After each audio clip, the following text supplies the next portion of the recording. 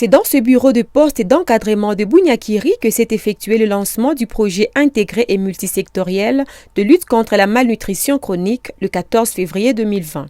Ce projet est exécuté dans 13 aires de santé de la zone de santé de Bunyakiri. Plusieurs personnalités du poste d'encadrement de Bunyakiri ont pris part à cette cérémonie organisée par TPO DRC sous le financement de l'UNICEF. Dans son mot de circonstance, le médecin-chef des zones de Bunyakiri, Dr Claude Tchassumba, souligne qu'en République démocratique du Congo, un enfant sur 10 souffre de la malnutrition aiguë. Circonstance du médecin-chef des zones de Bunyakiri à l'occasion du lancement du nouveau projet de renforcement de l'approche intégrée et multisectorielle dans la lutte contre la malnutrition chronique dans la zone de santé de Bunyakiri.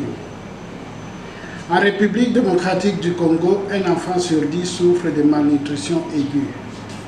La forme la plus préoccupante est la prévalence de la malnutrition chronique. Cette forme de malnutrition est insidieuse, silencieuse, mais a des conséquences dévastatrices pour l'individu, la communauté et la nation.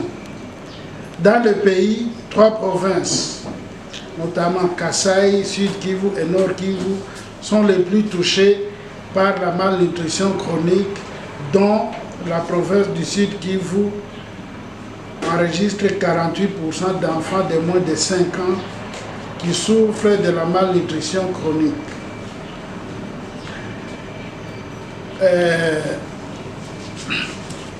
Cette province a relevé des avancées significatives quant à la baisse de ce taux de malnutrition, découlant de la mise en œuvre de la phase pilote 1 dans 13 aires de santé de la zone de santé de Bunyakiri en 2015. De 2015 à 2017 ont permis de passer de 71,1% à 63,2%. Aujourd'hui, la RDC met actuellement un accent particulier sur la redynamisation de la consultation préscolaire et sur la nutrition à assise communautaire, en abrégé NAC, avec un focus sur les interventions basées sur la fenêtre d'opportunité des 1000 premiers jours de la vie, soit la période allant de la conception à la naissance et jusqu'à l'âge de 23 mois.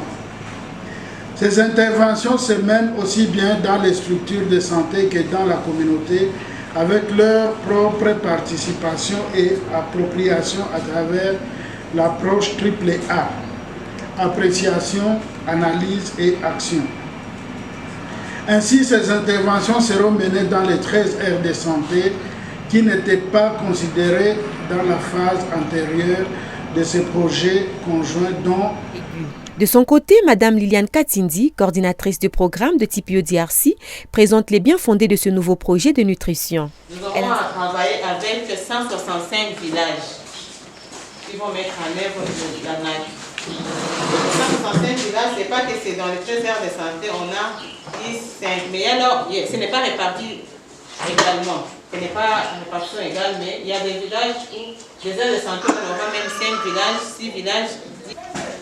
Il devra prendre en compte les aires de santé qui n'ont pas été couvertes par les projets de MDA. C'est toujours dans les mêmes optiques du projet conjoint. Donc, vous voyez les gens des Nations Unies qui passent ici. Il y a PAM, FAO et UNICEF. Nous sommes des partenaires de l'UNICEF. Elle insiste sur l'appropriation du projet par la communauté, la transparence dans l'atteinte des objectifs et la redevabilité réciproque dans la gestion.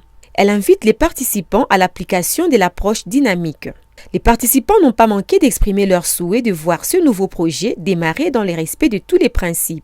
Mais aujourd'hui, TPO vient de répondre aux besoins de la communauté dans d'autres aires de santé.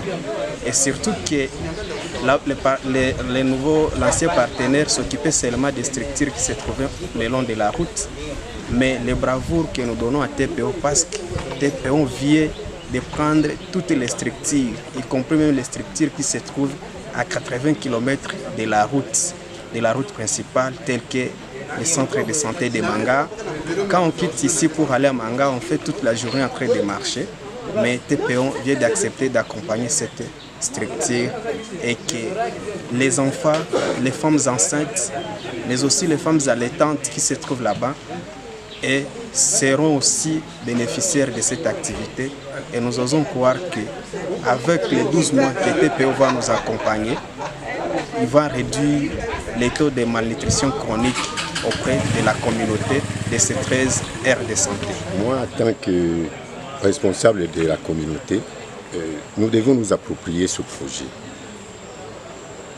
Et nous recommandons à ce que TPO vraiment essaye de tenir, puisqu'elle vient de nous promettre que le projet durera 12 mois, c'est-à-dire une année.